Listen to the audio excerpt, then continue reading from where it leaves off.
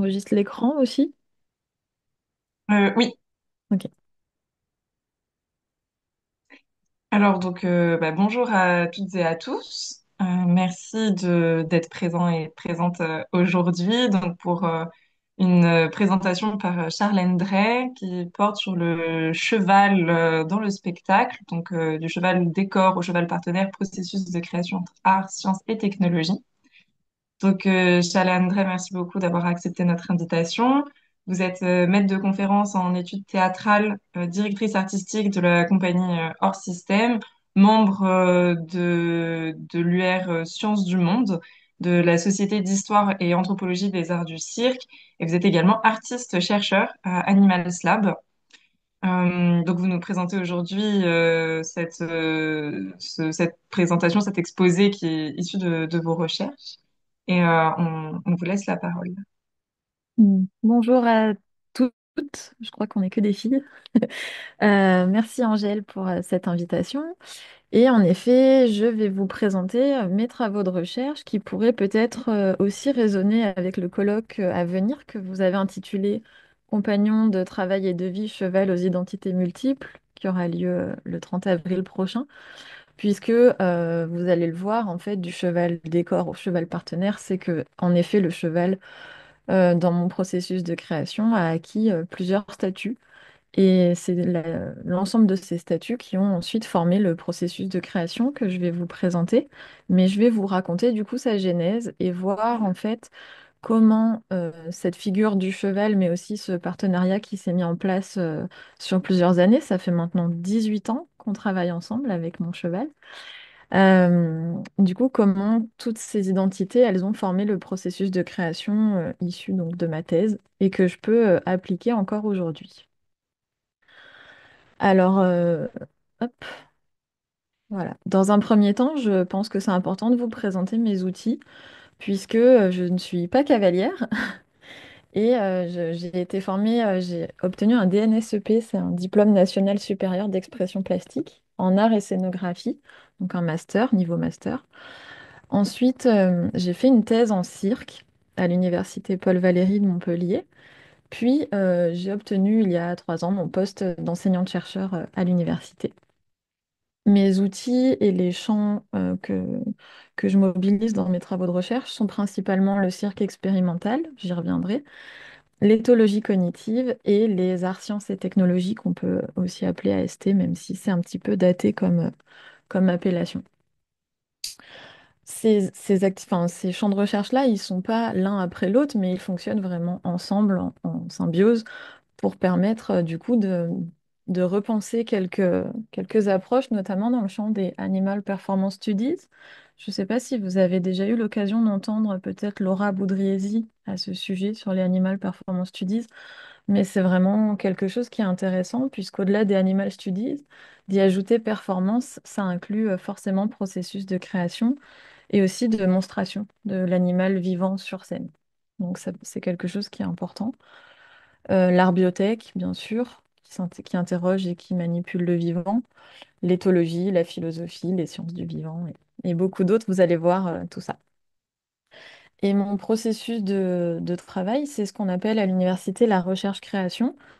Donc pour ça, j'ai eu la chance d'avoir beaucoup de partenariats, notamment être artiste-chercheur associé au Théâtre de Grasse pendant 3 ans, pendant toute la durée de ma thèse, ce qui m'a permis de véritablement faire des laboratoires de recherche, comme on peut le faire par exemple en biologie pour développer un vaccin.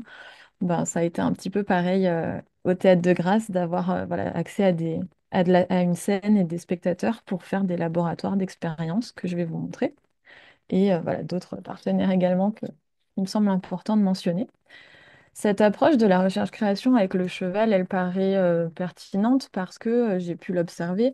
Là, vous avez quelques images qui concernent simplement les interrupteurs et qui s'appellent donc port, port, port, port, port, qui serait pratique, observation, réflexion, recherche, pratique, observation, réflexion, recherche, pratique, observation, et à l'infini en fait, puisqu'on voit bien ici c'est pas du premier coup que j'ai trouvé quel interrupteur pourrait intéresser mon cheval, mais qu'il en a fallu beaucoup.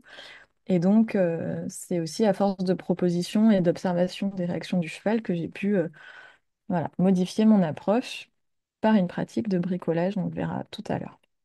Donc cette présentation, je l'ai pensée en 4 points assez rapides, hein, puisque 20 minutes, on va simplement découvrir comme ça mon approche. Mais la première, c'est comment œuvrer en relation avec le vivant. C'est-à-dire vraiment, vous allez le voir, non pas penser le cheval comme un partenaire qui serait un animal dressé, mais vraiment comment on peut aujourd'hui repenser la place de l'animal dans le processus de création. La deuxième, c'est comment outiller sa puissance d'agir, comment on peut du coup proposer au cheval une place dans ce processus, vraiment avec une part active. Je vous montrerai ensuite quelques expériences et puis vous exposerai mes résultats et les perspectives de ce travail. Alors, pour œuvrer en relation avec le vivant, il me paraît important de vous présenter mon manifeste qui s'appelle Et si on les avait dressés autrement? Et qui repose en fait tout le paradigme du dressage équestre académique, de tout ce qu'on a pu lire avec tous ces grands écuyers qui ont pensé vraiment la question de mettre un cheval au travail et de faire corps avec un cheval, de ne faire qu'un. Moi, ce qui m'intéresse avec mon cheval, c'est pas de faire un, mais c'est véritablement de faire deux et de penser cette approche où, là, vous voyez une sorte de jeu de double marionnette où des fois c'est lui qui me dirige, des fois c'est moi qui le dirige. Bien sûr, tout ça est encadré hein, dans un processus quand même qui permet ben, d'être en sécurité avec le cheval. Il connaît aussi quand même les enjeux d'un travail. Mais, euh, mais là, ce que je veux montrer, c'est vraiment ça. C'est l'idée que je ne vais pas chercher à lui faire faire quelque chose, mais plutôt comment on peut faire ensemble et comment lui, il peut aussi proposer de moi me modifier et de modifier mes propres gestes. Donc c'est à partir de ça que j'ai démarré ma thèse et que j'ai eu la chance de rencontrer un biologiste qui s'appelle Louis Beck, qui est aussi artiste et qui m'a dit ceci. Il m'a dit, peut-être qu'il y a une poétique. Il y a peut-être une poétique que nous n'avons pas encore délivrée dans la sensibilité poétique des êtres humains vis-à-vis de l'animalité et particulièrement du cheval. Ça, c'est un endroit magnifique à discuter. Parce que quel tour peut-il prendre? On ne va pas persuader les gens en leur disant, regardez ce cheval comme il est beau. C'est pas le problème. Le problème, c'est de lui donner cette capacité d'étrangeté encore. Et je pense en effet que c'est vraiment ça qui a porté tout mon travail, c'est de toujours m'être dit, bah voilà, ce qui m'intéresse, c'est le cheval, mais je ne sais pas exactement pourquoi. Et j'ai envie de montrer cette chose, en fait, ce quelque chose qui fait qu'ils sont étranges et qui puissent encore aujourd'hui nous fasciner. Alors, dans le champ de l'histoire de l'art, on pense bien sûr à Géricault, hein, avec son fameux Derby d'Epsom, où en fait, on n'avait pas encore à l'époque la chronophotographie qui permettrait de voir que le cheval, en fait, n'a pas les 4 jambes en extension sur une foulée de galop. Mais lui, voilà, par son art, en fait, il a essayé de montrer quelque chose qu'on ne voyait pas à l'œil nu. C'est aussi ce que j'ai fait avec mes chevaux en fabriquant des dispositifs, comme par exemple ici la structure autoportative lumineuse pour fabriquer des centaures, que j'ai fabriqué en 2010, et qui permettait, avec un surfait de voltige et des lampes de poche bien orientées, de créer une image de centaure où le cheval n'a pas sa tête éclairée, mais juste son corps et mon corps, et que ça puisse fonctionner à 360 degrés.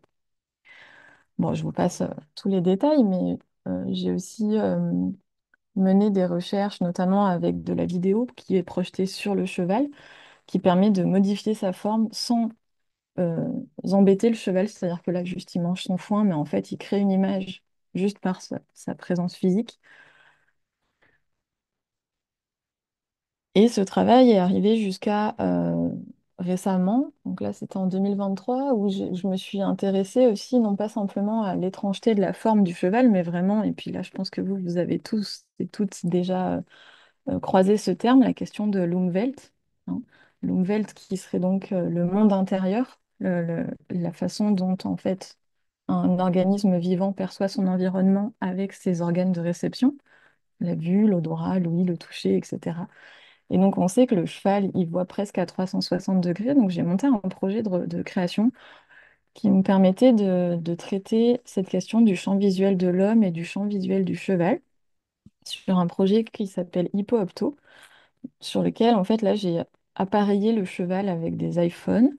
Et en fait, en temps réel, les iPhones transmettre la vidéo à l'ordinateur. J'ai enlevé le rouge, j'ai refait 2D, 3D sur les côtés. Et donc, en fait, là, on peut voir comme un cheval, c'est-à-dire on peut se voir nous-mêmes dans la perception que le cheval il a de sa vision qu'il a de nous. Et c'est assez intéressant parce que on le sait tous qu'il nous voit quand on est sur le côté ou derrière lui, même tous les cavaliers le savent, mais en fait quand là, enfin, moi je l'ai d'expérience en tout cas, quand j'ai vu vraiment la manière dont il me voyait sur le côté, j'ai trouvé que c'était vraiment intéressant en fait de se rendre compte que des fois il nous voit de très très près, alors qu'on a l'impression, nous, d'être très très loin. Voilà, donc ça, c'était un projet de comment aussi faire entrer le public dans cette perception du monde du cheval, par une entrée qui n'est pas celle du dressage, qui n'est pas celle de la relation physique, hein, avec le cheval, mais bien par une entrée qui serait celle de l'Umwelt. Et donc, qui aborde cette question aussi de l'intercorporéité. Comment on fait corps et comment on entre dans un autre corps. Donc tout ce travail, il est, vous voyez, avec des dispositifs numériques. Et cette approche du numérique, en fait, je l'ai beaucoup pensé puisque on le voit aujourd'hui avec les cirques, notamment le cirque Bouglione, hein, qui met des animaux en hologramme en piste. J'ai toujours voulu faire attention au fait de ne pas remplacer. Mon idée, c'est pas d'utiliser le numérique pour remplacer le vivant, mais bien en suivant aussi les propositions de Louis Beck, hein, de plutôt essayer d'outiller le vivant pour le faire entrer en communication. Et je vais vous lire ce petit extrait du traité de technozosémiotique. Donc, je ne peux pas aujourd'hui expliquer en quoi il constitue, mais vous allez comprendre assez vite.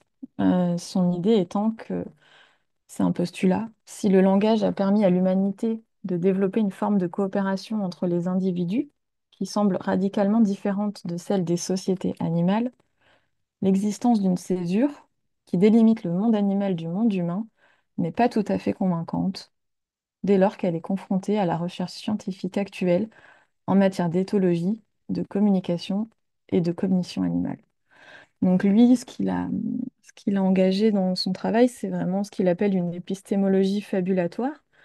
Donc l'idée de poser des hypothèses, hein, de qu'est-ce que pourrait être cette nouvelle manière d'appréhender le monde à travers le numérique. Donc on entre dans cette deuxième partie, donc comment outiller la puissance d'agir et comment les dispositifs numériques seraient donc des vecteurs de présence du cheval. Et pour ça, je vais vous partager peut-être cette citation de Jean, enfin, qui a été écrite par Jean-Louis Gouraud, que vous avez peut-être déjà lu, qui dit que les chevaux puissent dire leurs problèmes à un vétérinaire, c'est certain. Savoir les écouter, pouvoir les entendre, c'est une autre paire de manches. La difficulté avec les chevaux, c'est que lorsqu'ils murmurent, ils le font discrètement, si doucement qu'il faut avoir l'ouïe très fine. Peu d'hommes sont en fait capables de les entendre. Les scientifiques, rarement, les poètes, plus souvent. Je trouve que c'est très beau parce que peut-être que justement, cette question du numérique et le fait de pouvoir outiller le cheval et d'augmenter sa présence par un appareillage, ben, peut-être qu'elle nous permet d'entendre un peu plus fort, en fait, ce qu'il pourrait nous dire. C'est ce que j'ai fait pendant ma thèse. Donc, j'ai envisagé des capteurs de position, de fréquence cardiaque, d'activité intestinale, de pression artérielle, etc. Je vais vous présenter aujourd'hui un des capteurs que j'ai travaillé, qui est celui-là, l'idée de pouvoir en fait récupérer la vitesse et le déplacement du cheval avec des capteurs de mouvement. Donc mon idée étant que le sabot du cheval avec sa boîte cornée en fait permettrait de faire une caisse de résonance et donc de récupérer les vibrations. Finalement, je vous passe les détails de toutes les expériences que j'ai menées pour que ça fonctionne, mais j'ai opté pour des capteurs Wi-Fi qui récupèrent simplement la position XYZ du cheval. Et cette position, en fait, qui est récupérée par l'ordinateur, vous voyez, elle a fait l'objet, j'ai pas fait ça toute seule, hein, j'ai eu la chance de collaborer avec beaucoup de personnes, notamment un programmeur et une artiste équestre aussi. Et l'idée de ces capteurs, c'est donc de récupérer l'amplitude, la cadence et la vitesse du cheval pour la transformer en volume, rythme et vélocité sonore. Donc en fait, quand le cheval se déplace, il déclenche des sons et il les déclenche lui-même. Ça a fait l'objet dans ma thèse donc, de plusieurs essais qui sont tous en fait répertoriés en ligne. que je ne vais pas vous présenter aujourd'hui. Mais, mais je voudrais vous présenter une approche qui est importante, qui est en fait comment moi j'en suis arrivée à penser ces capteurs et surtout comment j'ai formulé mes premières expériences, qui sont en fait des expériences au départ vraiment scientifiques, qui sont réinterprétées puisque mes ouvrages de référence, et vraiment le principal, c'est celui-ci de Michel-Antoine Leblanc, qui a été pour moi une sorte de bible voilà, pour ma thèse, que j'ai vraiment dépioté dans tous les sens. Pourquoi? Non pas pour apprendre vraiment, pas pour devenir une experte en éthologie cognitive, hein, bien que ce soit la mode, mais plutôt en fait de le penser en tant que scénographe. Puisque quand on voit ce type d'expérimentation, hein, avec les petits haut-parleurs et les plaquettes en fait, qui permettent de proposer au cheval d'écouter des sons et de dire d'où est-ce que les sons proviennent. Donc, bon, j'assoive pas mes chevaux, vous l'imaginez bien, mais, euh, mais ce qui m'a intéressé, moi, là-dedans, ce que je voyais dans ces expériences, c'était vraiment des expériences scéniques.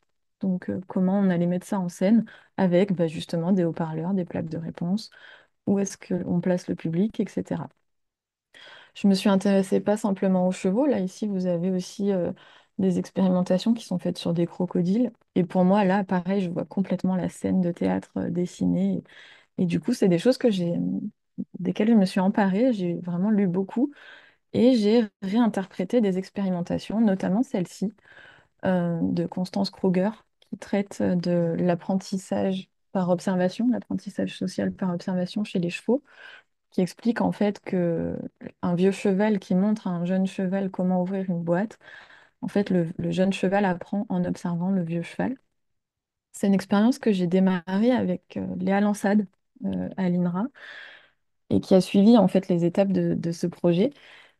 Puisque l'idée, c'était de réfléchir aussi, si on sort du dressage, à pas conditionner le cheval en conditionnement opérant positif ou négatif, mais vraiment réfléchir à d'autres modalités d'apprentissage pour les chevaux. Donc là, vous voyez qu'en fait, bah, quand on est artiste, on essaye de refaire vraiment une expérience telle qu'on l'a lue, mais qu'à un moment, l'expérience, elle glisse ailleurs. Ici, par exemple, bah, on voit qu'en fait, finalement, c'est le chien qui a appris au cheval. Pareil, j'ai pas le temps de vous raconter comment, mais on voit bien sur cette image que le résultat a été le même et que l'attention du cheval sur l'objet et sur l'apprentissage a été opérant. Ça a vraiment fonctionné. Ici, vous avez une autre expérience aussi que peut-être vous connaissez, hein, des poneys au Japon du professeur Matsuzawa, qui travaille normalement en primatologie et qui a appris à des poneys à utiliser des tablettes tactiles, grâce notamment au travail de Sophie Nico, qui a dû sûrement intervenir déjà dans votre séminaire. Je ne sais pas si vous l'avez déjà vu. Mais Sophie, en fait, elle est partie au Japon apprendre aux poneys à utiliser la machine. Et ce qui est intéressant, donc je vous invite vraiment à aller voir son article, parce qu'elle, ce qu'elle explique, c'est que la machine, elle buguait tout le temps, et qu'en fait, elle a plutôt questionné comment les poneys s'étaient intéressés à faire fonctionner la machine, même si elle ne marchait pas. Parce qu'en fait, ils avaient envie de jouer à cette machine. Là, vous voyez ben, d'autres expériences que moi j'ai faites avec mon cheval.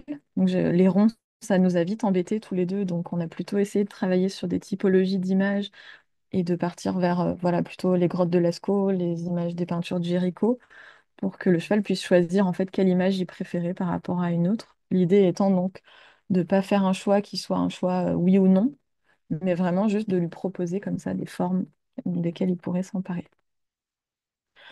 Donc toutes ces mises en pratique en fait d'expérimentation scientifique, hein, m'ont permis de repenser vraiment la place du travail animal dans le processus de création, puisque le dressage de cirque ou l'apprentissage de laboratoire, c'est vraiment quand même une conception behavioriste. Donc on pourrait peut-être en discuter des heures ensemble et j'en serais passionnée.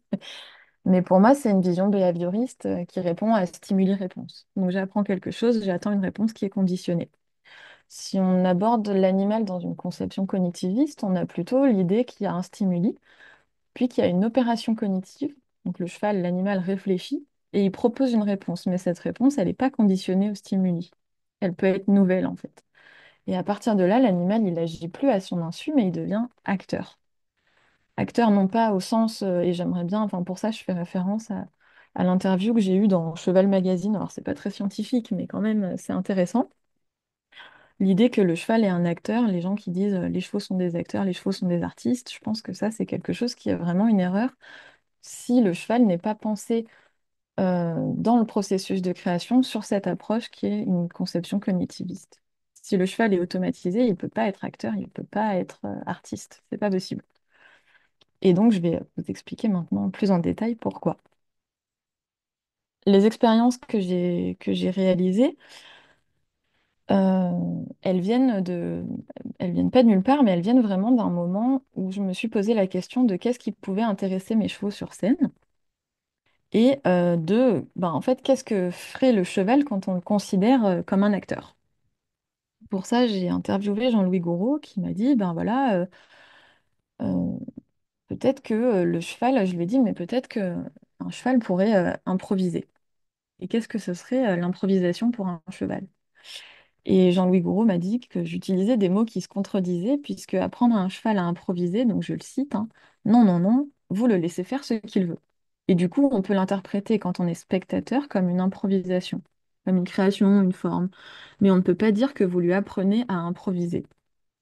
Le cheval fait ce qu'il veut et vous le laissez faire ce qu'il veut. Alors du coup, vous êtes contente parce que vous appelez ça une improvisation. Mais en fait, c'est votre vocabulaire, c'est pas le sien. Et je lui dis, mais vous dites que du coup, on ne peut pas apprendre un cheval à improviser. Et il me dit, c'est ce que je dis aujourd'hui. Et je lui demande, je lui dis, mais quand même, le fait d'entraîner mes chevaux à une forme de liberté, est-ce que ce serait pas une sorte de déprogrammation et donc d'apprentissage de l'improvisation? Et il me dit, vous ne les entraînez pas à une forme de liberté, vous cessez de les contraindre. Et c'est pas du tout pareil. Donc je vous passe la suite de la citation, mais j'ai vraiment mené l'expérience pendant ma thèse, où un soir, au manège Cascabel à Amiens, dans une piste de cirque, j'ai lâché mon cheval et je lui ai dit vas-y, Listan, improvise. Donc je le lâche avec une voix hyper enjouée, sauf que quand il s'est retrouvé dans la piste, en fait, lui, il a été complètement traumatisé parce qu'en effet, j'avais cessé de le contraindre, mais il était contraint du fait que j'étais en train de le regarder et d'attendre quelque chose de lui, et quelque chose qu'en fait, il savait pas. Il savait pas ce que j'attendais. Du coup, il a fait comme toute personne qu'on prendrait dans la rue et qu'on mettrait d'un coup sur une scène avec du public en lui disant d'improviser. Bah, il est sorti de la piste. Il a sauté le bord de piste et il a dit non, non, moi ça me stresse. Et en fait, je n'ai pas appris à improviser, donc je ne peux pas le faire. Et c'est à partir de là, en fait, que je me suis dit, en effet, Jean-Louis Gouraud, il a quand même raison. Le fait de cesser de contraindre le cheval, c'est pas ça qui fait qu'il improvise, mais il va falloir lui apprendre et qu'il comprenne, en fait, qu'est-ce que c'est justement ce terme d'improvisation et en quoi ça consiste. En quoi ça consiste? J'ai eu la chance de rencontrer donc toute l'équipe de Animals Lab de l'INRA à Montpellier et qui m'ont dit, enfin un jour je rencontre Vanina, je ne sais pas si vous connaissez Vanina, qui m'a dit mais en fait non, pas du tout, tu ne cesses pas de contraindre ton cheval, en fait ton cheval là, bah, il travaille. Et je lui dis mais non, il travaille pas, il fait ce qu'il veut, tatati tatata. Donc on a discuté longtemps jusqu'au moment où j'ai vraiment compris qu'en effet le cheval travaille lorsqu'il improvise puisque le travail animal, c'est donc l'effort que doit faire un animal au-delà des procédures pour atteindre un objectif fixé. Et j'ai beaucoup questionné voilà, ce terme de travail, puisque pour moi, il était péjoratif au départ.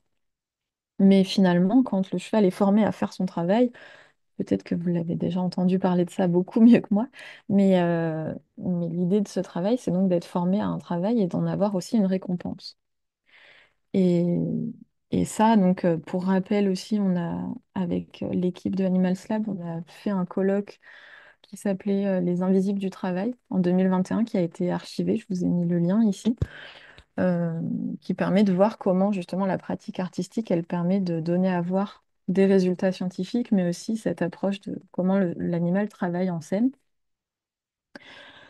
Et donc, bah, je me suis dit, très bien, si du coup mon cheval doit apprendre à improviser sous une forme de travail, comment je pourrais m'y prendre? Donc, j'ai lu beaucoup de choses sur notamment les Animal Computer Interaction Lab, hein, l'idée qu'on peut créer des nouveaux boutons pour que les chiens, par exemple, puissent appuyer sur des boutons pour faire chien d'assistance.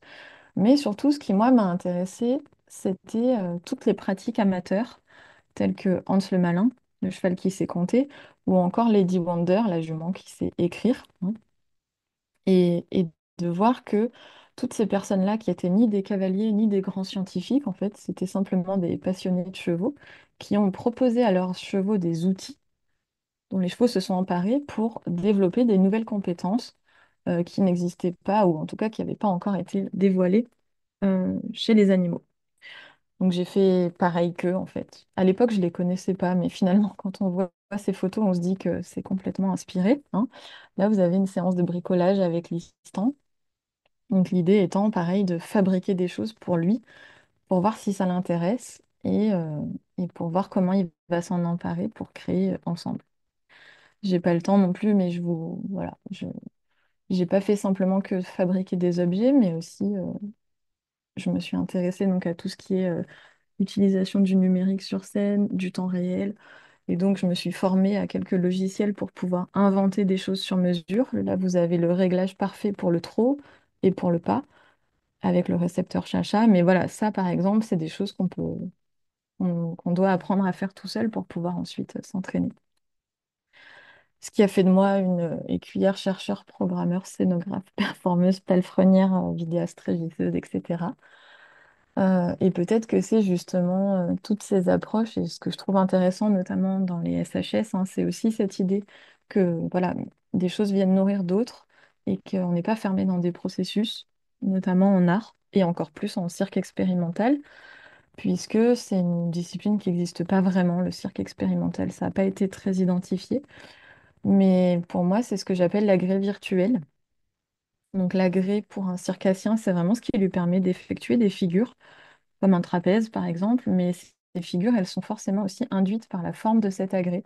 Et donc là, l'agrès virtuel, c'est le programme informatique que je détaillerai pas ici non plus, mais en fait qui permet voilà, d'accompagner les chevaux dans justement cette puissance d'agir et cet outillage, cet appareillage que je leur propose, et qui donne des formes euh, que je vous inviterai à voir. Je vous mettrai un lien en vidéo, ça sera mieux pour tenir le temps. Mais ces formes-là, en fait, c'est voilà, des capteurs, des environnements sonores, des capteurs aussi qui permettent de créer des sortes d'avatars en cube 3D, euh, des déclenchements de son. Voilà, je vous inviterai à voir tout ça. Qu'est-ce que ça donne un cheval qui improvise sur scène? Je vous montre ici un petit extrait. Je ne sais pas si vous entendez le son,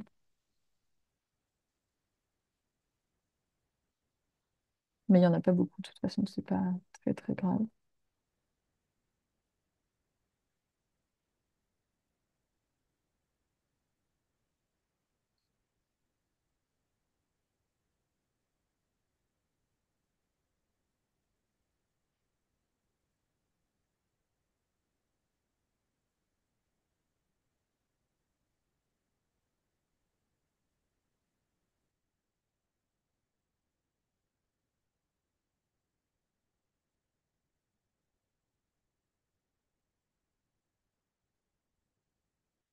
Voilà, donc un cheval sur scène qui improvise, principalement, il joue.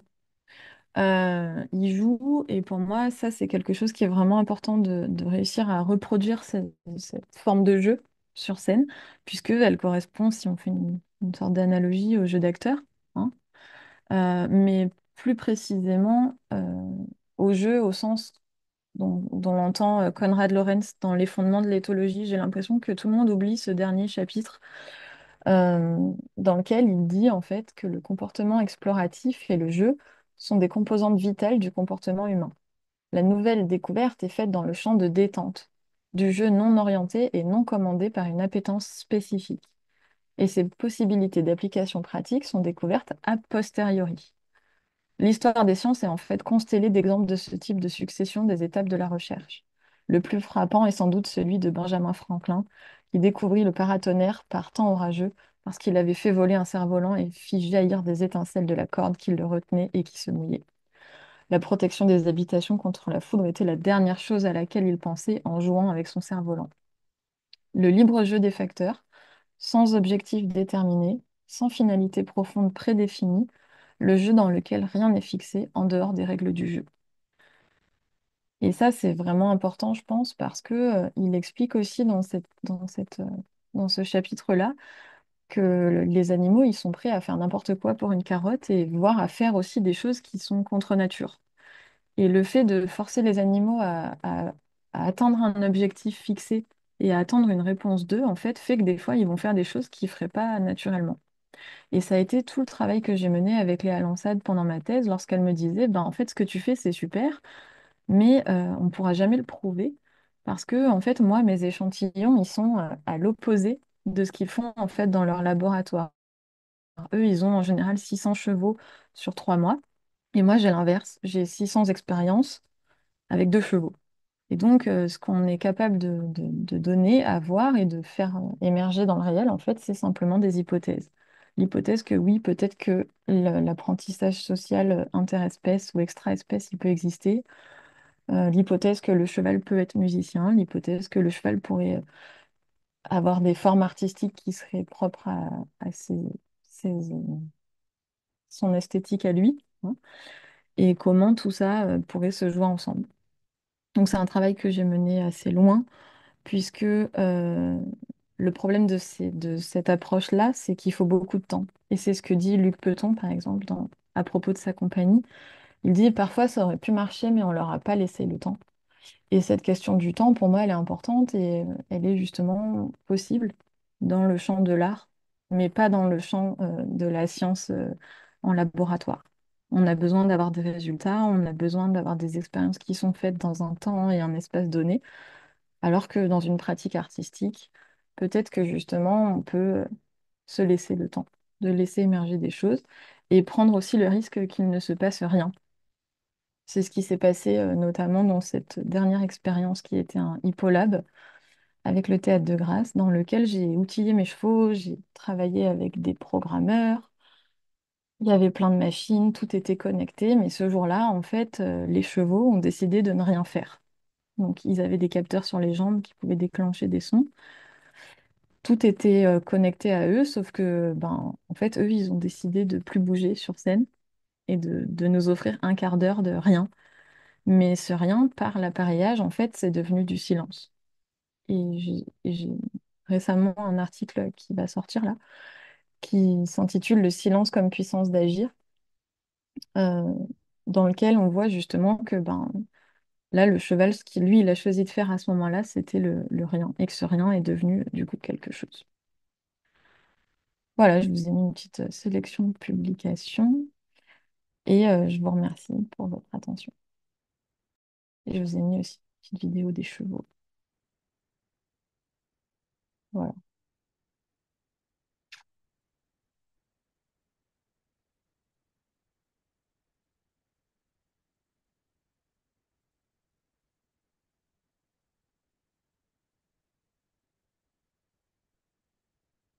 Voilà, donc ben, ils jouent tout le temps.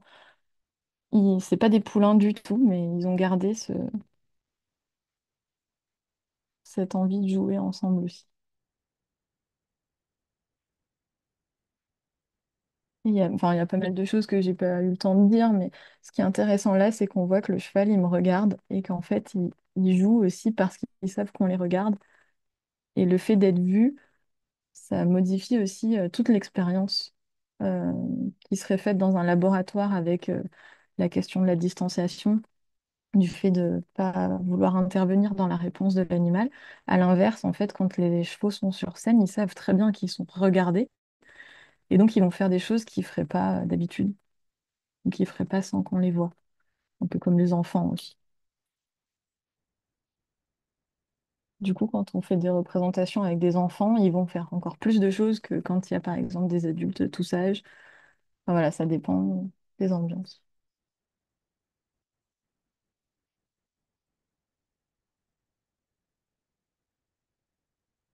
Voilà. Eh bien, merci beaucoup pour cette très riche présentation. Je laisse la parole à la salle, donc si vous avez des questions, je vous en prie, réactivez votre micro et posez les questions. Et si impossibilité, vous pouvez aussi les poser dans le chat et on les lira. Juste une petite chose, il y a Jean-Louis Gouraud qui voulait participer justement à la réunion, qui était très intéressé par cette présentation et malheureusement il n'a pas réussi à se connecter. Ah bah Mais incroyable. il regardera la vidéo. Voilà, super.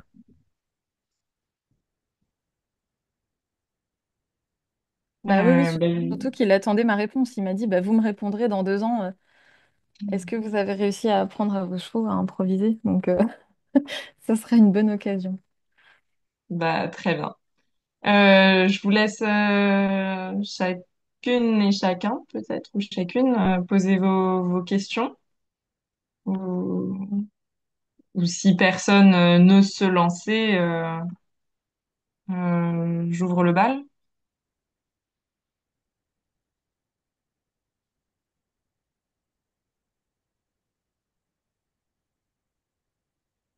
Mm. Bon. Euh, oui, alors j'avais une question par rapport à votre dispositif avec les tablettes quand le cheval appuie avec son nez. Donc autant je comprends l'expérimentation par Sophie Nico avec la distinction des cercles. Autant j'ai pas très bien compris comment vous demandez au cheval de choisir l'image qu'il préfère et comment est-ce que ouais comment vous estimez que ça relève de la préférence et pas de l'aléatoire? Eh ben oui, c'est une bonne question. Alors en fait, comme j'ai 2 chevaux, le jeu, ça a été justement, il y en a un des deux qui a appris. Donc là, la vidéo que vous voyez, c'est le cheval qui a appris à utiliser le dispositif. Et donc lui, ce qu'il a appris, ben, en fait, ça lui est venu naturellement, donc j'ai pas eu vraiment besoin de lui dire, mais instinctivement, il s'est mis à cliquer sur toutes les images où il y avait des chevaux. Du coup, je lui ai montré poule, cheval, cochon, cheval, cheval squelette, pas squelette, parce que je pense que, je sais pas si vous avez lu ces articles aussi, mais les chevaux et les cochons sont capables de reconnaître leurs congénères, même si c'est simplement des formes squelettiques ou schématiques. Et en fait, le cheval, il cliquait que sur les vidéos où il y avait des chevaux. Donc j'ai essayé comme ça plusieurs formes. Et après, quand on a fait le colloque spectaculaire, on a appelé ça comme ça avec Animal Lab, Euh, là, j'ai présenté le dispositif à mon autre cheval et lui, en fait, il était juste content de cliquer sur les images. Mais ce qui est drôle, c'est que au lieu de les laisser très collés, en fait, je les ai vraiment espacés. Et en fait, le cheval, il regardait les 2 images et il allait choisir, en fait, de cliquer sur l'une ou sur l'autre, mais il n'avait pas de récompense à la fin. Donc, du coup, moi, je me suis dit que c'était vraiment intéressant de voir qu'il avait fait un choix, en fait. Et le fait qu'il choisisse l'image, ça implique qu'après, elle change et qu'elle va dans ce type d'image aussi. Hmm. Donc après, en fait, il y a eu des moments où il cliquait. Donc il faudrait que peut-être que j'enregistre plus précisément les clics qu'il fait avec les typologies d'images pour en être certaine. Mais en tout cas, ce qui m'a marqué, c'est que ouais, il allait plutôt tout le temps vers certaines formes esthétiques.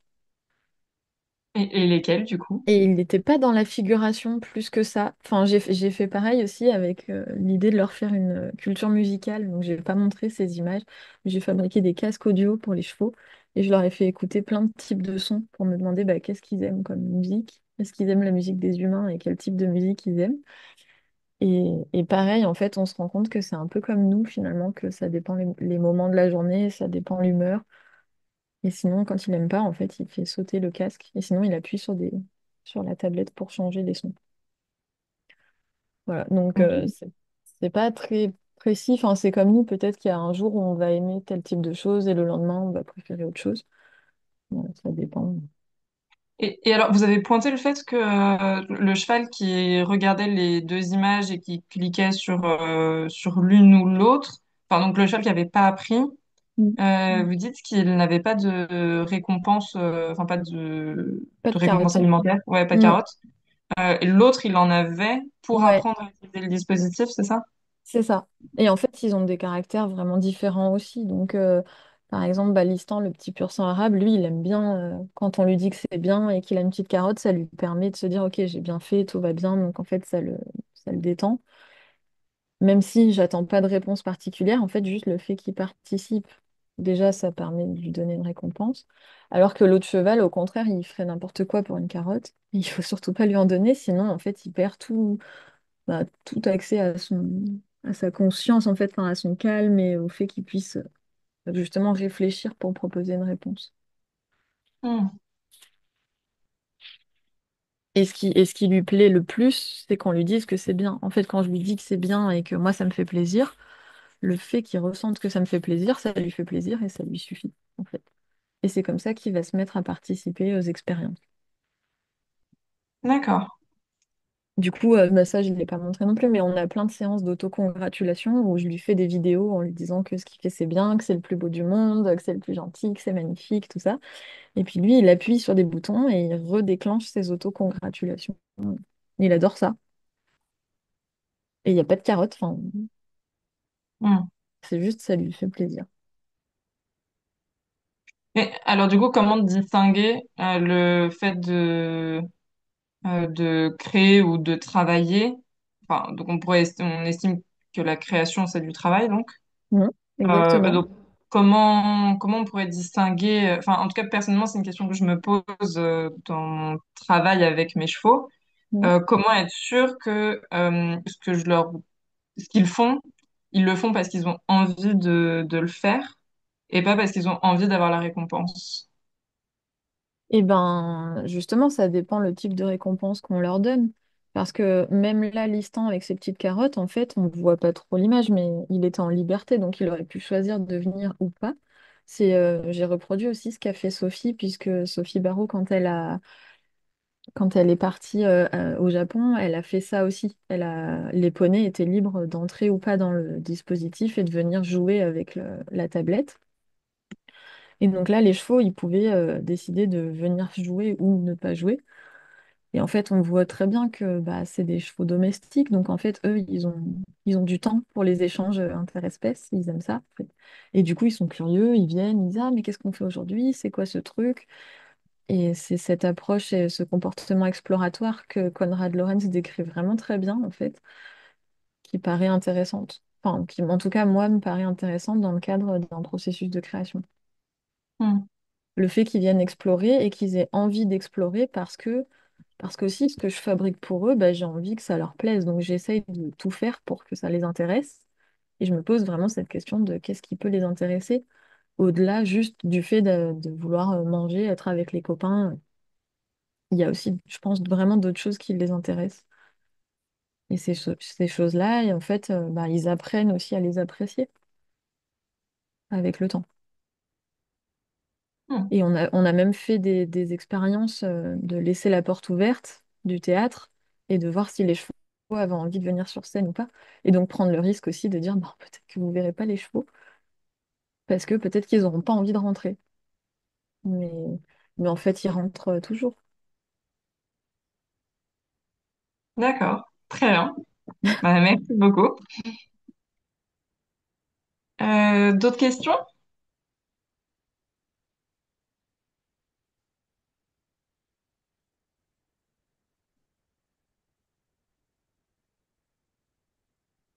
Bon, n'hésitez pas, hein, surtout. Oui, bonjour. Bonjour.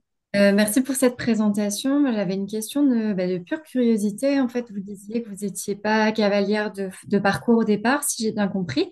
Et on Mhm. vous voit interagir avec vos chevaux, avec tout ce que ça demande en maîtrise et en connaissance, y compris technique. Je pense notamment à la désensibilisation pour tous les appareils qui a dû être faite, etc., etc.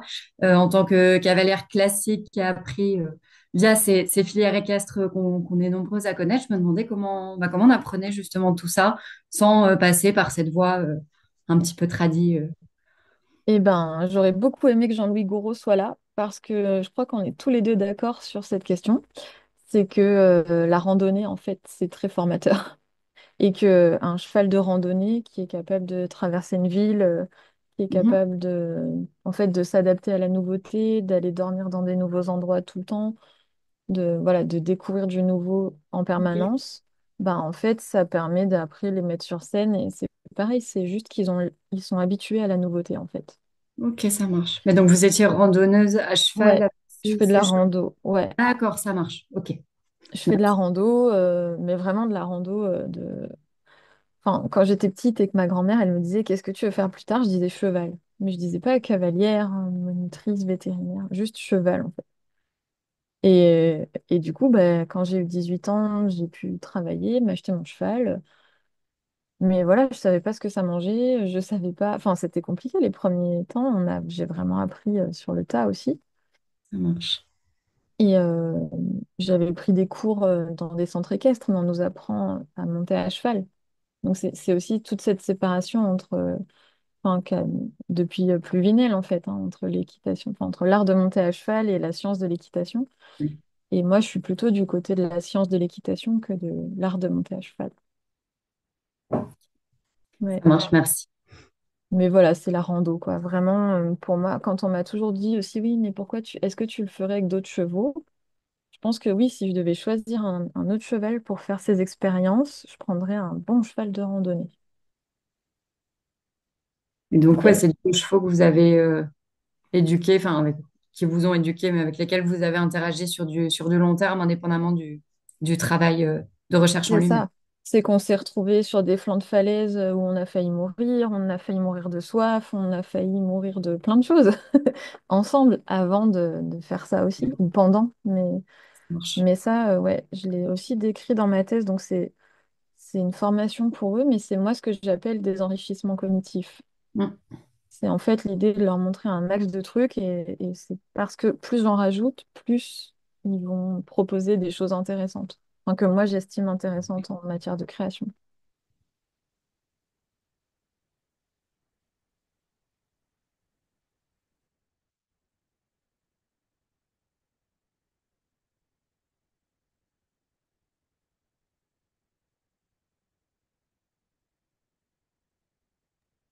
D'autres questions?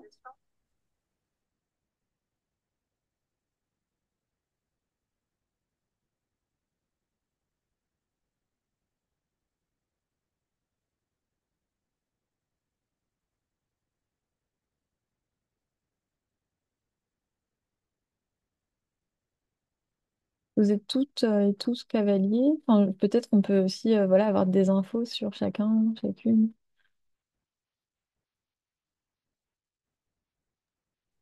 Alors pour ma part, oui. Je suis cavalière, enfin, plutôt équitant, propriétaire de chevaux, et notamment de chevaux que je ne monte pas. Mm. Voilà. Et une jument avec qui je faisais de l'attelage sportif et qui a arrêté et avec qui j'essaie de renouveler notre relation en passant par d'autres disciplines, d'autres choses. Mm. Voilà. Et des Shetland avec qui je fais des petits tours, enfin, des petits tours de cirque, comme ça pour un peu les égayer, faire quelque chose avec eux. Bah oui. Et donc ça me questionne beaucoup de justement est-ce que ça leur ouais c'est ça, est-ce que ça les intéresse, est-ce que je vois bien que ça les intéresse qu'on fasse quelque chose ensemble, Mm. mais est-ce que ça ou autre chose, et est-ce qu'ils ont des préférences pour ouais pour certaines activités, donc ça questionne. Mm. Ça a été une question qu'on a aussi posée dès le départ sur la formation artiste équestre avec l'IFCE, puisque j'étais en fait aux premières réunions, toutes premières, sur justement quels seraient les prérequis pour entrer dans une formation d'artiste équestre. Et il y avait la question du niveau, d'avoir son galop 6, galop 7, pour laquelle moi j'étais pas du tout d'accord, euh, mais, mais qui est toujours pas résolue en tout cas. Enfin, de, voilà, quels sont les prérequis pour ce type de pratique et qu'est-ce qu'on attend d'eux. Mm. Parce que justement, quelles sont enfin cette formation, donc elle consiste en quoi et comment y accéder? Et ben moi j'ai pas suivi la suite après parce que justement c'était pas j'étais pas exactement dans cette ligne-là. Donc je me suis plutôt après intéressée à la formation de voltige à cheval qui est proposée par le Centre national des arts du cirque avec des centres de formation. Donc là, il y avait vraiment la question de développer un univers artistique. La formation artiste équestre de l'IFCE, alors j'ai pas aujourd'hui les prérequis exacts, mais c'est plutôt un accompagnement vraiment pour des jeunes compagnies qui voudraient euh, voilà, monter aussi leur statut d'association, leur licence d'entrepreneur et se former en complément à voilà, à des activités telles que le théâtre, la danse, le mime. Donc ajouter aussi des choses en plus en fait que justement l'apprentissage équestre académique. Très bien. On peut peut-être faire un tour de salle. Je prends la liste dans l'ordre. Anne-Sophie, est-ce que vous voulez vous présenter? Est-ce que vous êtes vous-même cavalière, artiste, chercheuse? Ou quelqu'un d'autre, si quelqu'un d'autre veut prendre la parole pour se présenter? Bonjour, bah déjà merci beaucoup pour cette très belle présentation. Moi, oui, enfin, je monte plus, mais j'étais côté, je faisais de l'obstacle, donc on va dire plutôt équitation académique, mais traditionnelle, on va dire. Et, donc moi, j'ai soutenu une thèse en histoire des techniques, à partir des traités d'équitation sur l'époque moderne. Ok.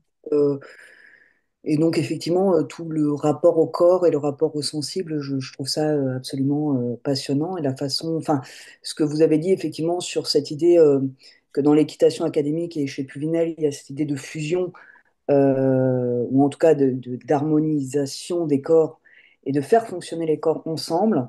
Mm. Et que vous, justement, c'est de garder les deux corps séparés. Ouais, je trouvais ça vraiment très intéressant. Donc, je vous remercie. Merci aussi. Merci pour votre retour.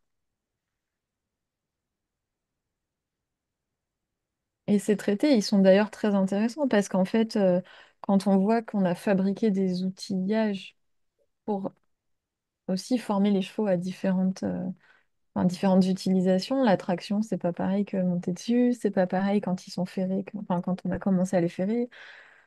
Et je trouve que enfin, aujourd'hui, c'est intéressant au cirque, on le voit très bien en fait que l'évolution, et en art, que l'évolution des techniques a permis de faire évoluer aussi les pratiques. Hein, les relations art, sciences et technologie, elles sont depuis tous les temps. Et je trouve que en équitation, oui, on a des nouveaux types de morts, on a des nouvelles selles amortissantes, mais en fait, j'ai l'impression qu'on n'a pas encore vraiment exploré toutes les possibilités des nouvelles technologies en fait avec les animaux, qui permettraient justement de faire des choses qu'on n'a encore jamais faites avec eux. Bon, voilà, un parti pris.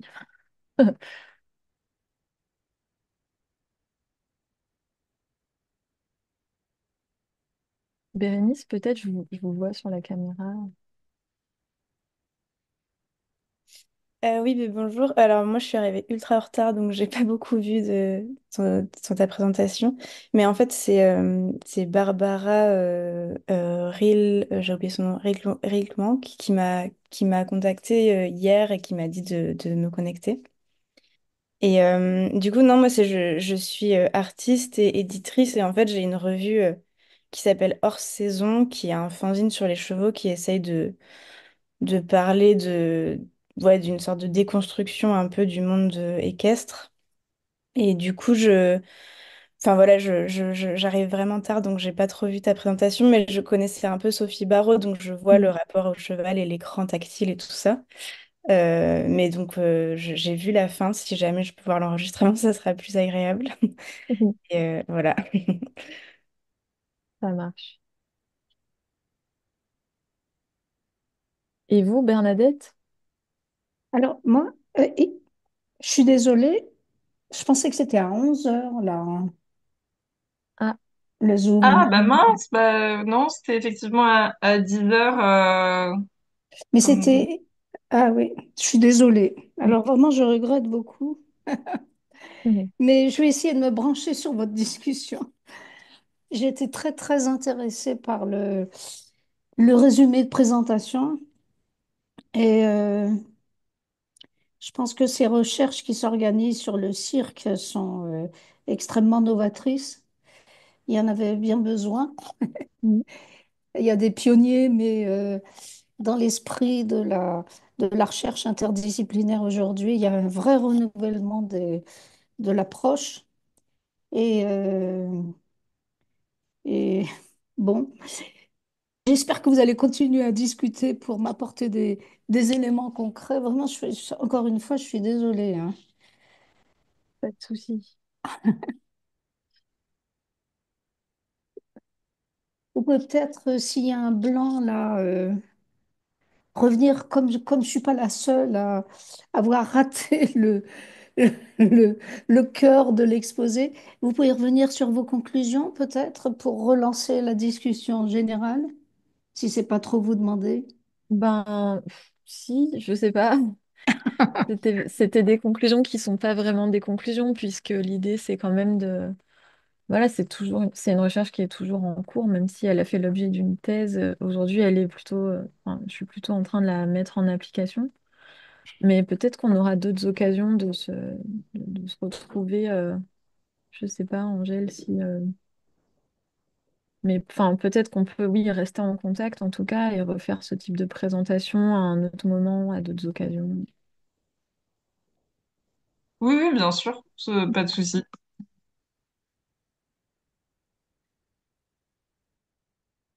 Enfin, ouais, c'est un peu... Je suis en train de re-regarder Oui, ma présentation et j'avoue que c'est quand même compliqué de refaire un...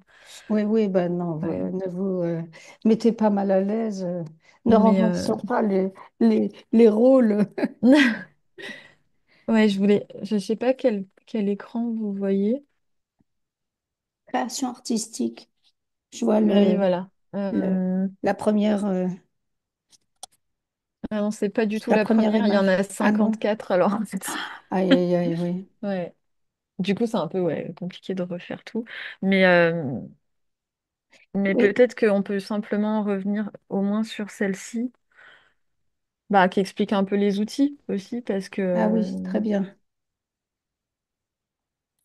parce que voilà, ça c'est quand même un postulat de départ, qui est de D'accord. dire que c'est une pratique artistique qui s'est développée dans une thèse euh, à l'université et qui m'a amené à mon poste aujourd'hui de maîtresse de conférence. Mais voilà, avec des disciplines qui se croisent C'est ça. et qui, en fait, à l'époque, donc quand j'ai commencé à faire ça, c'était il y a plus de 15 ans. Et donc, c'était bizarre aussi parce que mes enseignants me disaient, mais pour ton diplôme, il faut que tu fasses une conférence.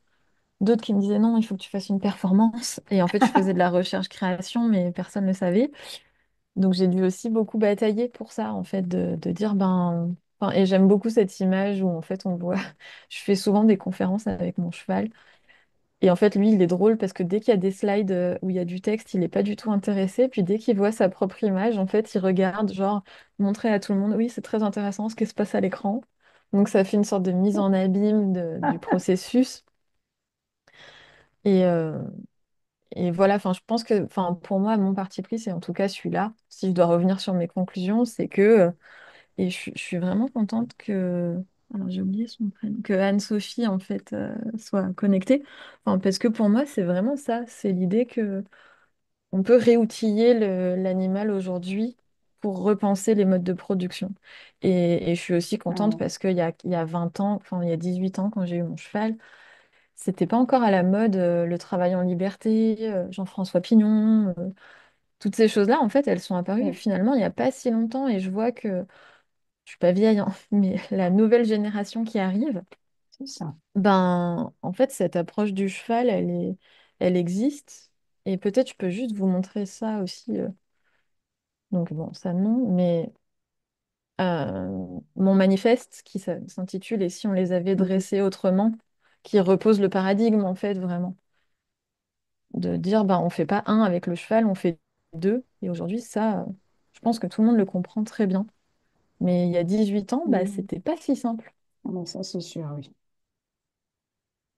Et, et je me souviens discuter avec des artistes de cirque ou des écuyers et qui me disaient mais qu'est-ce que tu fais? Mais c'est quoi la performance? Mais qu'est-ce qui fait ce cheval? Et bon, j'avais pas aussi mené tout ce travail où maintenant je suis capable d'expliquer exactement pourquoi. Mais ça, c'est une performance que j'avais jouée, en fait, enfin, Génial. que j'avais faite en 2007. Et voilà, le fait de pas avoir peur d'être ridicule aussi sur le Oui. cheval, de pas vouloir le dominer. Tout ça, aujourd'hui, c'est très clair pour tout le monde. Euh, Mais en 2007, ça l'était beaucoup moins. Et même les dispositifs numériques, je me suis vraiment formée au départ avec des choses qui étaient hyper compliquées. Aujourd'hui, tout est beaucoup plus simple. oui, c'est génial. Moi, je découvre votre travail, mais vraiment, ça me réjouit énormément. Et je pense que euh, alors, comment résumer ce que je pense d'une manière un peu inopinée? Je vous prends au dépourvu et je me prends au dépourvu en même temps. C'est parfait. Euh, vous renouvelez complètement l'approche euh, de la technologie en sciences sociales aussi, hein, Mm.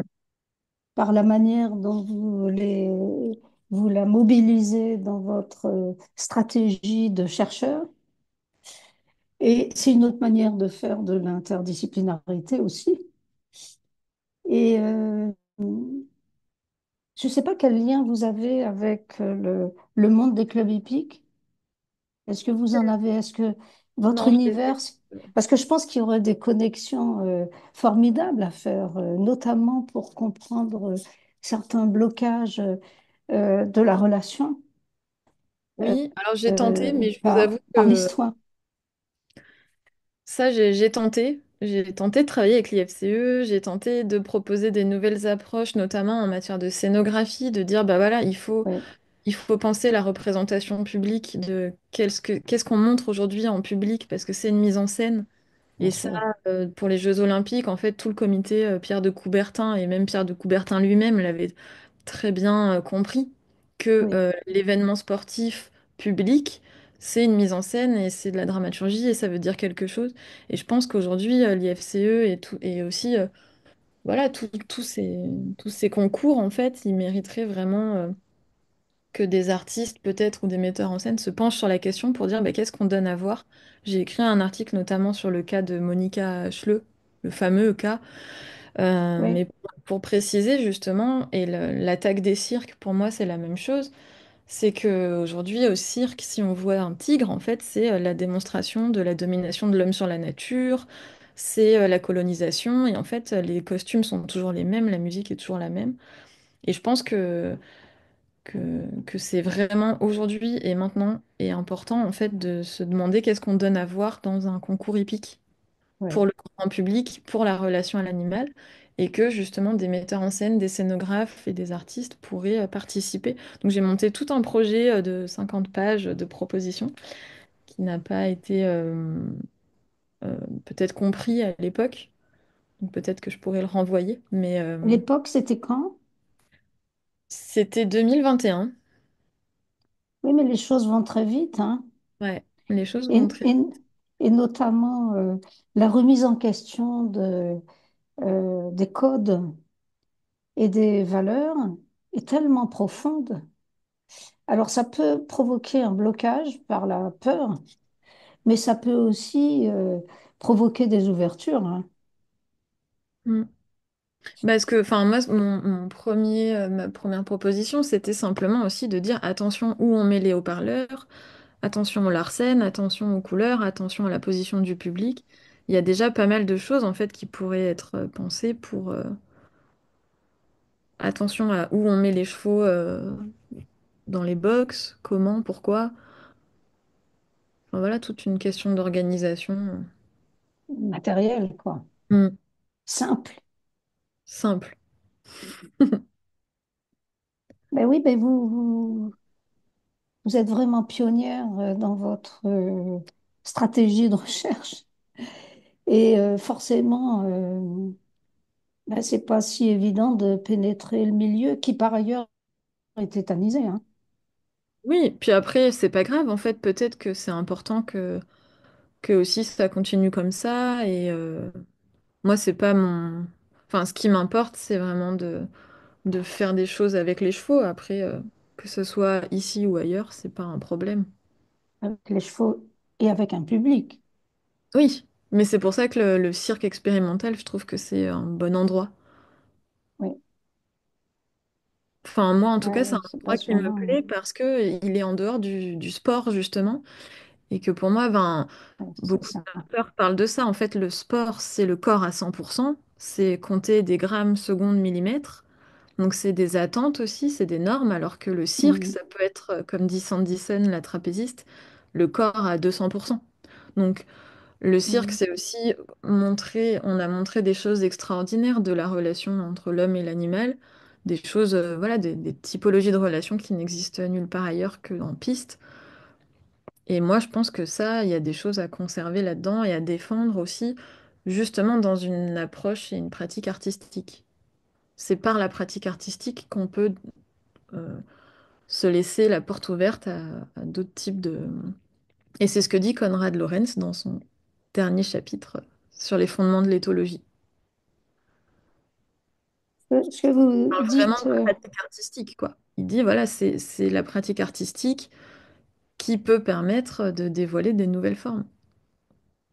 mais on peut mettre aussi votre approche en perspective de celle qui a été développée par Bruno Latour Mm. sur, qui plaidait et qui a d'ailleurs totalement investi la question d'un rapprochement entre science et art, et notamment via l'écologie. Mm. Oui, Et Bruno Latour, il traverse beaucoup ma thèse, enfin, qui est une thèse ah, art et ah sciences en oui, dialogue. Et bien sûr, avec Vinciane Després aussi, j'ai eu la chance de beaucoup discuter avec ah elle. oui, bien sûr. Ça a été extraordinaire. De... Ouais. Oui, et puis enfin, toute cette question de la puissance d'agir, justement, ce qui m'intéresse, c'est de la penser sous cet axe-là aussi, mais vraiment dans la question du faire. Et il y a quelque chose que, peut-être pour... quelque chose qui est vraiment important pour moi, qui me semble important, c'est le fait de se défaire du résultat et, Oui, et de se dire bah, peut-être que ça va pas marcher ou peut-être que ça va pas être spectaculaire. oui, Et en fait, ce détachement du spectaculaire et de la réussite, pour moi, il est exactement. important, mais c'est aussi l'ego de l'artiste qui doit voilà, se défaire d'un savoir-faire, mais peut-être pour Oui, en développer d'autres. oui, c'est ça, se transformer en tout cas. Mm. Et là, évidemment, quand on rapproche votre point de vue et votre manière de faire de ce qui fait le quotidien des clubs hippiques, la, la distance est sidérale, quoi. Oui, mais c'est ce que je disais aussi, c'est que je suis, enfin là, je me sens beaucoup moins seule qu'avant, hein, parce que vraiment, on voit qu'il y a plein, enfin, il y a plein de méthodes, il y a plein de manières de faire qui sont en train d'émerger. Enfin, depuis 10 ans, vraiment, c'est incroyable tout ce qu'on voit, Oui, toutes ces oui, nouvelles disciplines. Il y a même des nouvelles oui, disciplines. oui, Moi, vous avez ce que raison. je ne vois pas émerger, c'est que je le vois pas arriver dans le champ de la création artistique, Oui, ni dans le spectacle, enfin encore pire dans le spectacle vivant. Et, et le cas des Animal Performance Studies, pour ça, m'inquiète aussi beaucoup parce que bah, c'est élaborer des théories sur ce que pourraient faire les animaux sur scène si on les considérait par exemple comme des acteurs.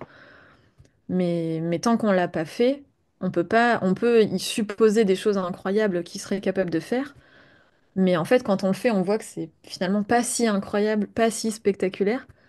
Et qu'est-ce qu'on fait de ce pas si spectaculaire? Moi, c'est ça qui oui, m'intéresse. c'est ça, Et c'est ce que dit aussi justement Jean-Louis Gouraud dans c'est son ça. introduction. En fait, il dit, bah voilà, les chevaux, ils chuchotent des choses magnifiques, mais pour les écouter, des fois, c'est difficile. Donc, pour moi, c'est le rôle de l'art d'essayer de montrer ça, en fait. Mhm. Pourquoi ils Euh, sont étranges, pourquoi ils sont magnifiques, pourquoi ils nous intéressent toujours. C'est un mystère qui se résout pas, en fait, et c'est ça qui est passionnant. Et le cheval plus qu'un autre animal Pour moi, en tout cas. Parce que moi, j'ai une fascination pour les chevaux qui ne périt, enfin, qui ne s'arrête pas. Voilà. Mais ça, je pense que c'est pareil pour n'importe quel autre animal. Et c'est la question de la passion aussi. Enfin, pareil, Konrad Lorenz, il le dit bien, il dit, mais un passionné, il va faire des découvertes sur des animaux qu'un scientifique ne pourrait pas faire, en fait. Parce qu'il est passionné, il peut passer 3 semaines à regarder un aquarium. Mais la science n'est pas incompatible avec la passion, loin Non, de là. Et tous les scientifiques ne sont pas des dépassionnés, mais ils font corps avec leur passion, quoi, qui est aussi une énergie fabuleuse. Mm. Oui, Moi, mais je quand on pense que voit par exemple le combat de Jane Goodall pour aller vivre avec les chimpanzés et qui est sorti de tous les ouais. protocoles, ben on se dit, ok, il y a aussi des moments comme ça où en fait sortir du cadre et sortir de l'attendu et de la méthode, en fait, moi c'est ça que je trouve fascinant. C'est que les animaux, en les observant, ils nous font sortir de nos méthodes. Et c'est aussi ce qu'a prouvé l'éthologie cognitive, comme les sciences cognitives il y a 30 ans, en fait, pour, voilà, justement de faire une transversalité des disciplines a permis de les appréhender sous un autre angle.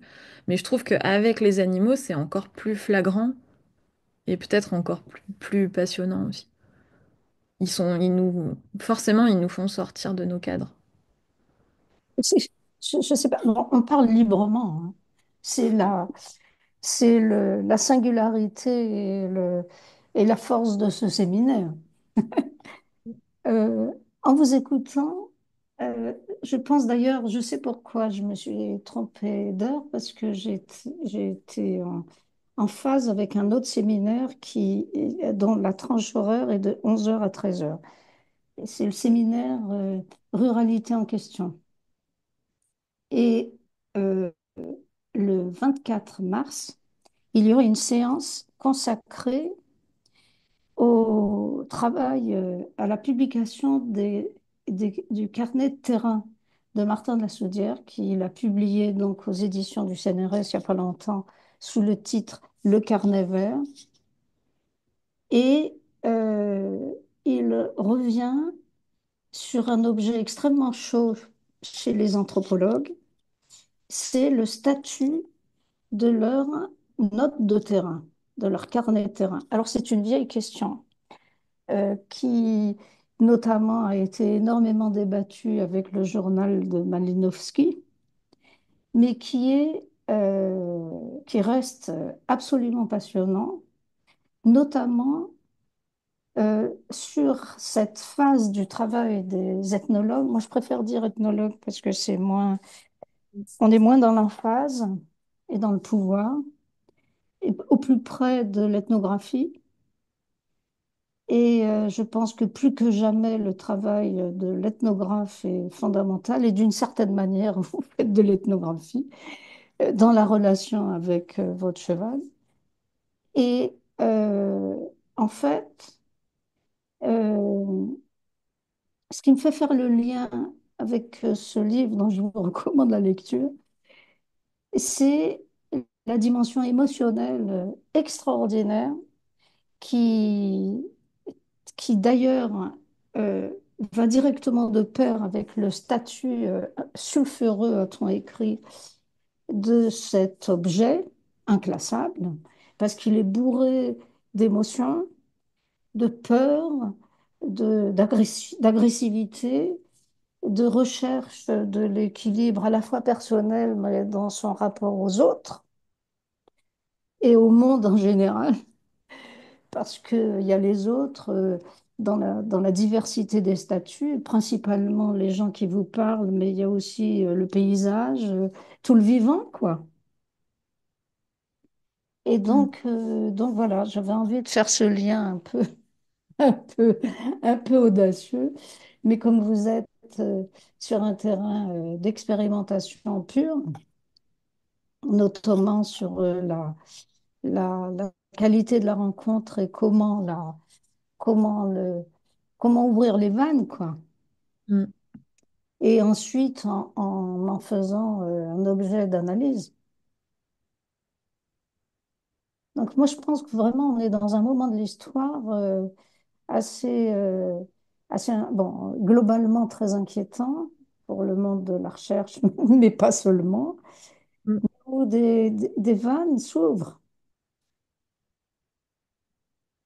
Alors il faut faire les pionniers. C'est ça. Mais bon, ça, pionniers nombreux. Enfin, moi, je pense que là, maintenant, on est nombreux, Ah nombreux. oui, ah oui, oui. Il y a de Là, ça quoi y a faire. pas Et de... ce Et vous type de voyez, moi, important. ce qui me frappe aussi dans ce... Je suis en train de réfléchir, vu le rôle de marraine que m'ont attribué, un rôle complètement expérimental, hein, je le souligne, le, le réseau et l'association Chevalet SHS. Je suis en train de réfléchir à ce qui a vraiment changé dans la manière de faire de la recherche euh, euh, à ma jeune époque, ce qui commence à remonter à loin, et puis aujourd'hui.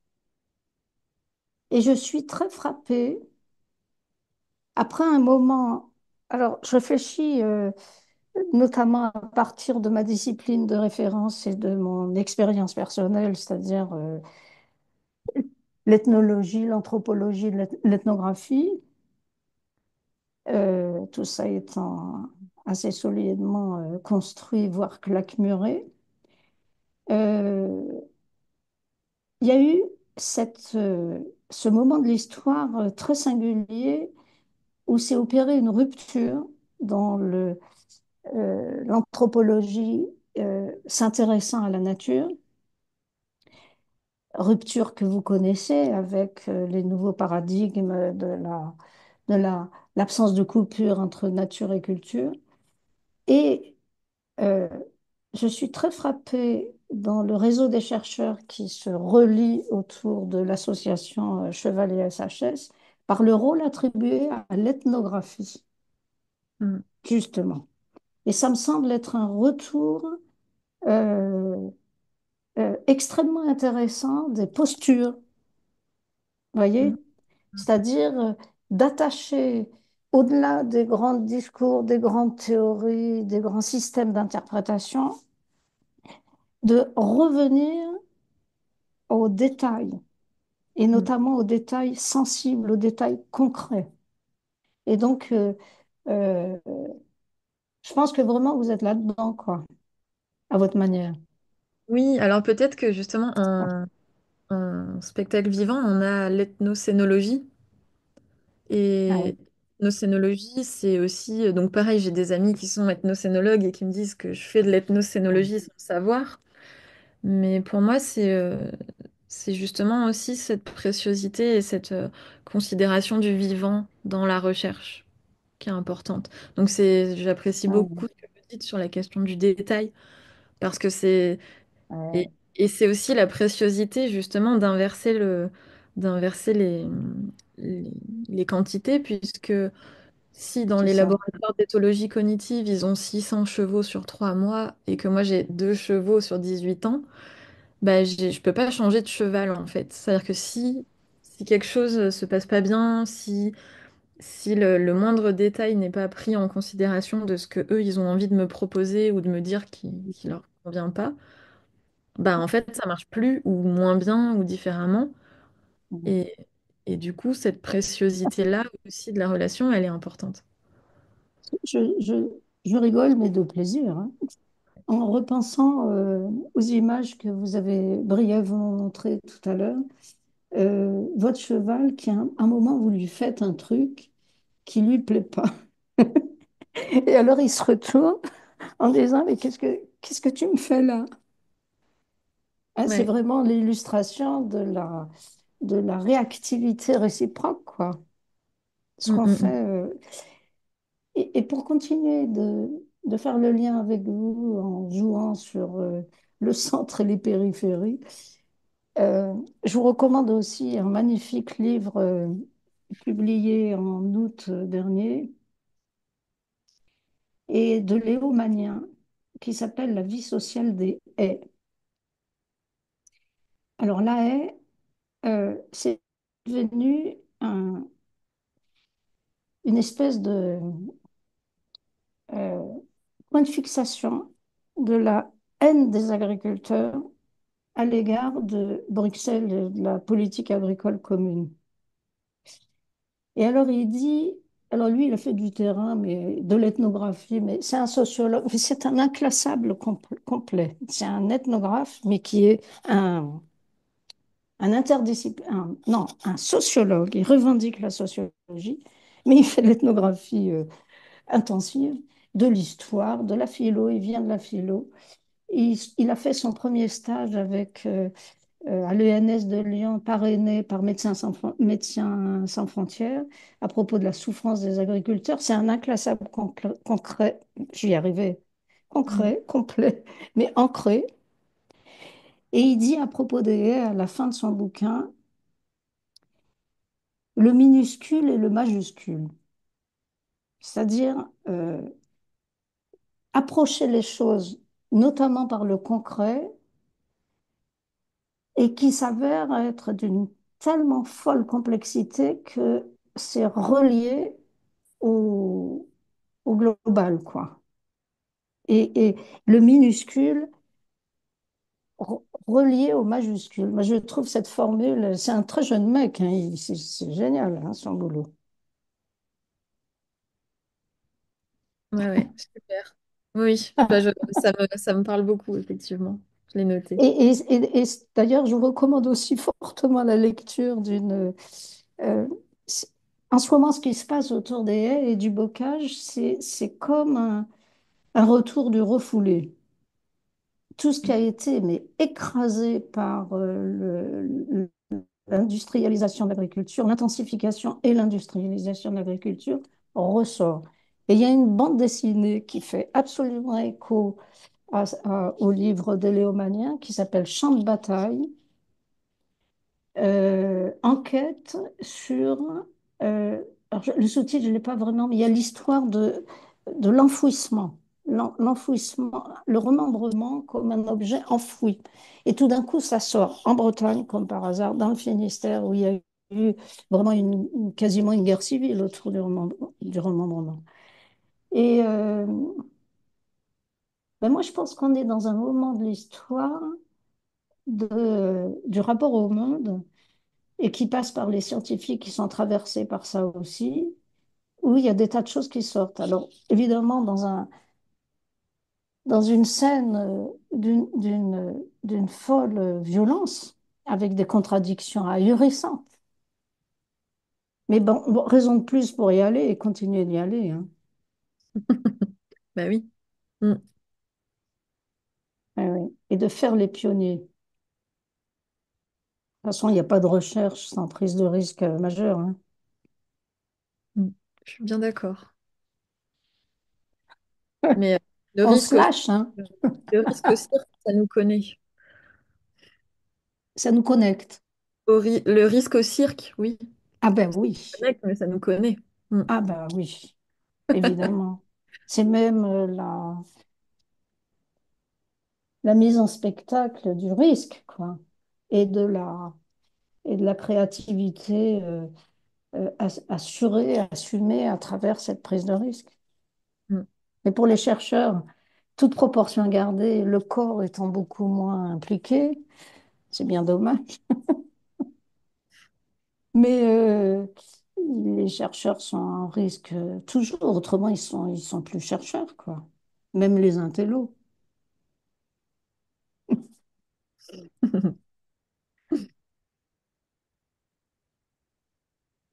Bon, mais il ne faut pas que je bloque la discussion, hein. Ah non, non, au contraire. Non, pas du tout. Merci beaucoup pour ces questions, Bernadette. Euh, Est-ce En, que d'autres en personnes vol. ont des Merci pour vos questions? travaux aussi, Bernadette. Enfin, je profite Ah, de vous avoir ici pour vous remercier oui. pour toute cette énergie et tous vos travaux de recherche qui Ah, sont mais vraiment c'est passionnants. sympa. À Merci. la question de la transversalité, enfin, je pense que c'est important aussi de, voilà, d'avoir parfois des personnes qui viennent et qui nous reconnectent avec d'autres choses qu'on peut oublier parce que justement, vous êtes dans cette transversalité-là en permanence, donc Oui, oui, c'est précieux. oui, Merci. oui. Et réciproquement. Et Ville Chevalet SHS.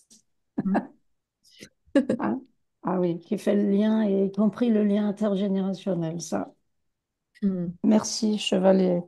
et SHS. C'est très, très précieux. Et dans le monde de la recherche, c'est euh, une nouveauté. Et c'est complètement intrusif par rapport au système qui repose entre autres sur la lutte intergénérationnelle. Et pousse-toi de là que je m'y mette. Mm. Le pouvoir, hein, on parle du pouvoir aussi depuis tout à l'heure. C'est vrai. Et ben, sur ces jolis mots, si personne d'autre n'a de questions, on peut peut-être conclure la séance. Mm. Bah, merci encore pour votre présentation et merci à toutes et à tous pour votre présence. On se Pour avoir ça retrouve sur... ce sera accessible, la présentation. pas accessible, on va la mettre en ligne sur YouTube. Très bien. Mm. On se retrouve le samedi 5 avril À 10 heures. avec, oui, à 10 heures, avec Simonetta Clio qui nous présentera son travail de thèse sur le cheval au Japon. Voilà, on vous renvoie toutes les infos par mail. Et les adhésions sont également toujours possibles. La cotisation est à hauteur de 10 euros. Si vous voulez des informations, n'hésitez pas à nous envoyer un mail. Voilà. Et il reste encore quelques places pour s'inscrire pour le colloque du 30 avril. Donc l'inscription est gratuite pour les personnes membres de l'association et à 10 euros pour les personnes, oula, pour les personnes qui ne sont pas membres. Voilà, donc c'est un colloque le 30 avril au Muséum national d'histoire naturelle Au et muséum, l'ouverture, au musée de l'Homme. non, au muséum, La salle est vraiment au muséum. il me semble. À vérifier. Normalement, c'est ce que... Mais bon, Ouais, ça se passe à Paris, vous aurez toutes oui, les c'est ça. informations par... Et puis le muséum et le musée de l'Homme sont la même institution, mais dans des lieux différents. Mm. Très bien. C'est vrai. Eh ben, merci beaucoup et bon week-end. Oui, merci, au plaisir. Et, et à bientôt. Merci.